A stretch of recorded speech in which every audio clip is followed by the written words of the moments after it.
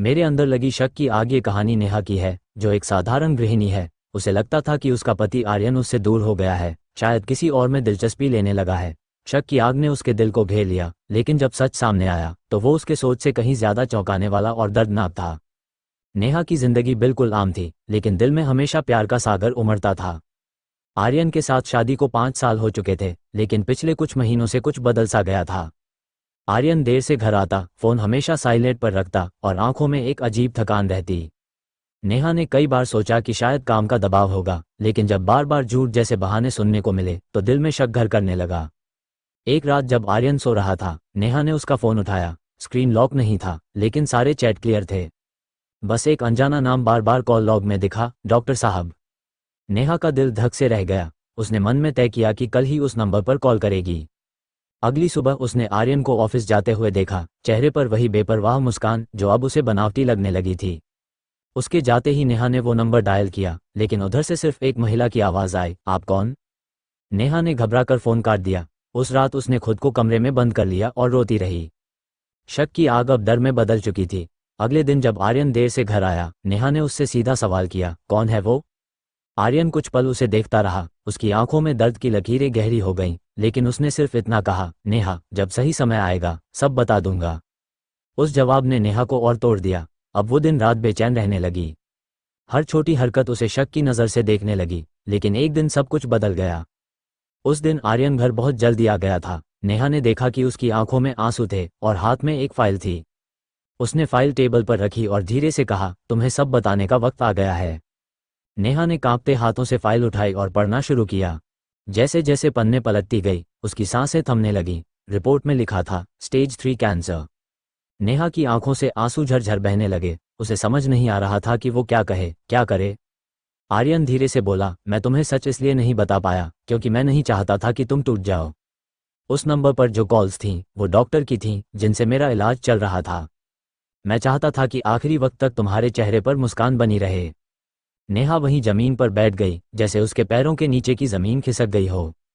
उसके सारे शक, सारे सवाल उसी पर राख हो गए। उसने आर्यन के हाथ पकड़ लिए और फूट फूट कर रो पड़ी।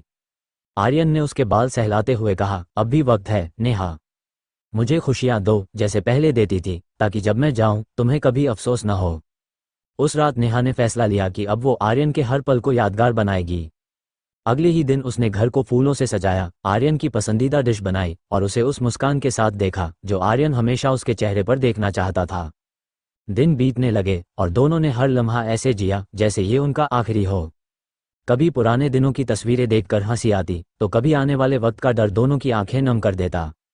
लेकिन नेहा ने कभी आर्यन को टूटने नहीं दिया। वो उसके साथ अस्पताल जाती, इलाज के हर दर्द में उसका हाथ थामे रहती, रात को उसके पास बैठकर कहानियां सुनाती ताकि उसका दर्द कम हो सके। एक दिन डॉक्टर ने कहा कि अब ज्यादा वक्त नहीं बचा है। नेहा का दिल फिर से चटक गया, लेकिन उसने अपने चेहरे पर मुस्कान बनाए रखी। आखिरी रात आर्यन ने नेहा का हाथ थाम कर कहा, अगर अगली जिंदगी हुई तो भी मैं तुम्हें ही चाहूंगा। नेहा ने रोते हुए कहा, नहीं, अगली जिंदगी में भी मैं तुम्हें नहीं जाने दूंगी, कभी नहीं। सुबह होते होते आर्यन की सांसें थम गईं, लेकिन चेहरे पर एक अजीब सी शांति थी, जैसे वो चैन से सो गया हो। नेहा के लिए वो दिन उसकी जिंदगी का सबसे बड़ा तूफान था। उसने खुद को कमरे में बंद कर लिया, लेकिन फिर याद आया आर्यन की आखिरी मुस्कान, उसका आखिरी वादा। उसने खुद से कहा, आर्यन नहीं चाहता कि मैं टूट जाऊं। आज भी, सालों बाद, नेहा हर सुबह आर्यन की तस्वीर के सामने एक दीप जलाती है और कहती है, तुम्हारा प्यार आज भी मेरे साथ है, हमेशा रहेगा। उस दर्द ने उसे तोड़ा नहीं, बल्कि और मजबूत बना दिया। और उसे सिखा दिया कि मोहब्बत सिर्फ पाने का नाम नहीं, बल्कि निभाने का भी नाम है, आखिरी सांस तक। नेहा की जिंदगी में आर्यन के जाने के बाद सब कुछ थमसा गया था। सुबह उठती तो लगता जैसे सब सपना था, लेकिन जैसे ही बिस्तर के उस खाली हिस्से पर नजर जाती जहां आर्यन सोया करता था, उसकी आंखें नम हो जाती। वो कोशिश करती खुद को संभालने की, लेकिन यादें तो बेकाबू होती हैं, जो हर कोने से झांक जाती हैं। दिन गुजरने लगे, लोग आते, सांत्वना देते, समय सब ठीक कर देगा, लेकिन नेहा जानती थी कि समय कभी भी आर्यन को लौटा नहीं सकता। हर सुबह उसकी तस्वीर के सामने दिया जलाकर वो उससे बातें करती, जैसे आर्यन वहीं बैठा हो। तुमने कहा था ना, मुझे मजबूत बनना है, देखो मैं कोशिश कर रही हूँ, वो अक्सर धीमी आवाज में कहती। आर्यन की यादों के साथ जीना आसान नहीं था, लेकिन नेहा ने ठान लिया था कि वो उसकी ख्वाहिश पूरी करेगी। उसने कहा था कि वो खुश रहे। उसने खुद को काम में डुबो दिया, घर के पास के बच्चों को पढ़ाने लगी ताकि खाली वक्त में दिमाग में घूमते ख्याल कुछ देर के लिए थम सकें। लेकिन रातें अब भी बहुत लंबी होती थीं। खिड़की से आसमान को देखती और धीरे से कहती, आर्यन तुम वहाँ ऊपर से देख रहे हो ना, मुझे तुम्हारी बहुत याद आती है। कुछ महीने बाद नेहा को पुराने सामान में आर्यन की एक डायरी मिली। कांपते हाथों से उसने डायरी खोली और पढ़ना शुरू किया। उसमें लिखा था, अगर मैं कभी न रहूं तो नेहा को कहना कि वो अकेली नहीं है, मैं हमेशा उसके साथ रहूंगा, उसकी हंसी में, उसकी सांसों में, उसकी हर धड़कन में। और उससे कहना कि वो कभी खुद को दोषी न माने, क्योंकि मेरी मोहब्बत उसकी मजबूती है। वो पन्ने पढ़ते पढ़ते नेहा टूट गई, लेकिन उसी पल उसने ठान लिया कि वो अब अपने लिए नहीं बल्कि आर्यन के सपनों के लिए जिएगी। नेहा ने खुद को फिर से खड़ा किया। वो एक छोटे से एनजीओ में काम करने लगी जहां कैंसर पीड़ित बच्चों का इलाज होता था। जब पहली बार वहां गई तो उन मासूम चेहरों को देखकर उसकी आंखें भर आईं। उसे आर्यन की आंखें याद आईं, जो इलाज के दौरान भी मुस्कुराती रहती थीं। उसने सोचा, अगर मैं किसी और की जिंदगी में थोड़ी रोशनी ला सकूं तो शायद आर्यन को भी अच्छा लगेगा। धीरे धीरे वो बच्चों की नेहा दीदी बन गई।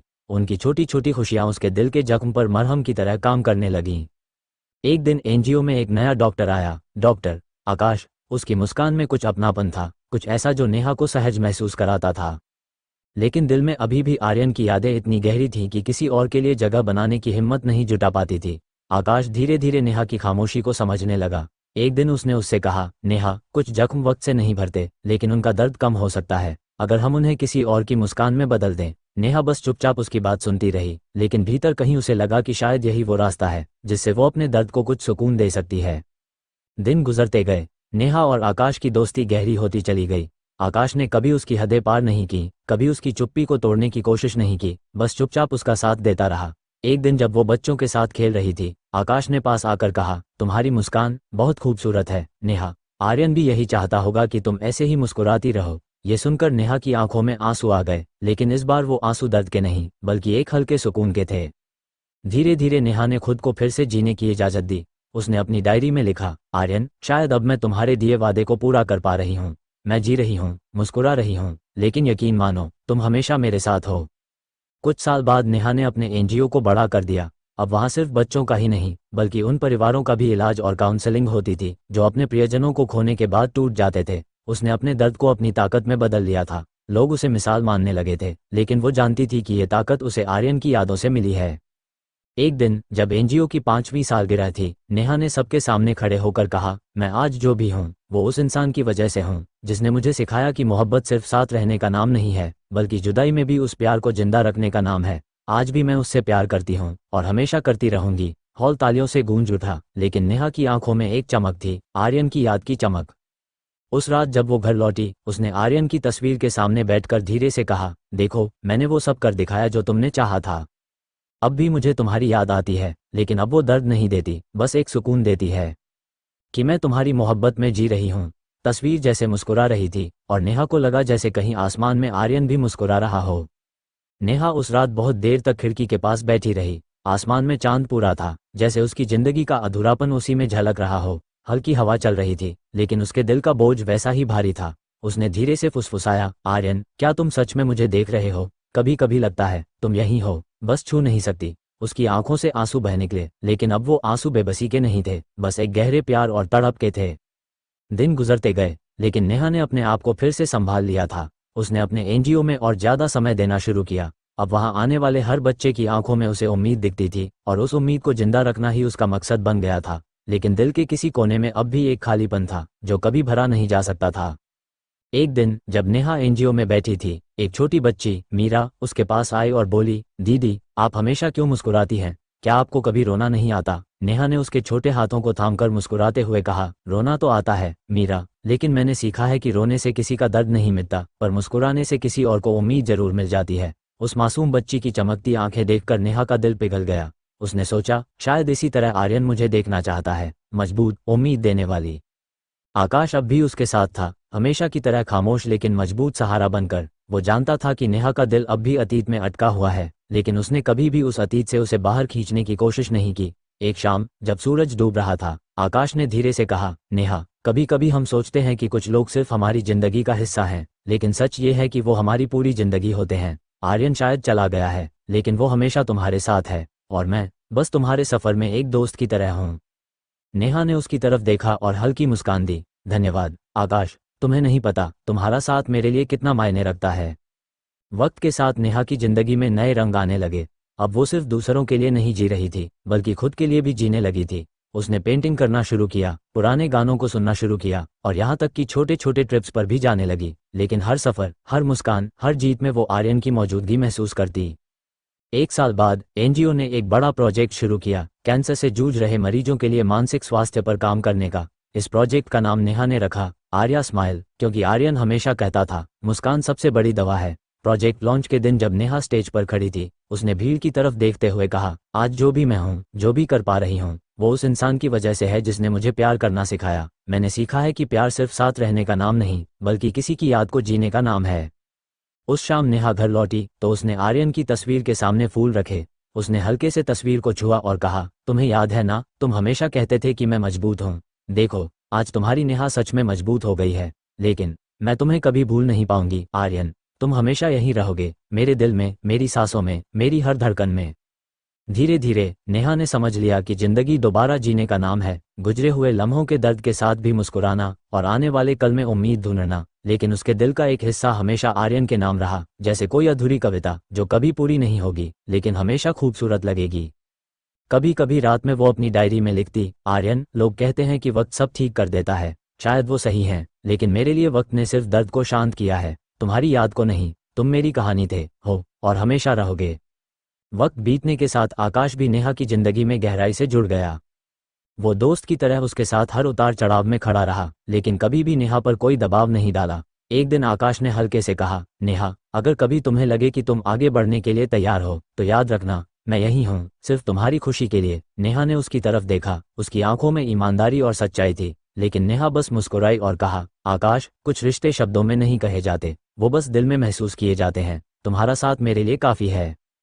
उस रात नेहा ने फिर आसमान की तरफ देखा। तारों की भीड़ में उसे एक तारा सबसे ज्यादा चमकता नजर आया। उसने धीमे से कहा, आर्यन, तुम हमेशा मेरी ताकत रहोगे, और शायद अब मैं अपनी जिंदगी के इस नए सफर में तुम्हारी दुआओं के साथ कदम बढ़ा सकती हूँ। नेहा की कहानी यहीं खत्म नहीं हुई, बल्कि नए सफर की शुरुआत यहीं से हुई। एक ऐसा सफर जिसमें उसने सीखा कि मोहब्बत कभी खत्म नहीं होती, वो बस नए रूप में जीती रहती है, हमेशा, हर सांस में, हर धड़कन में, हमेशा के लिए।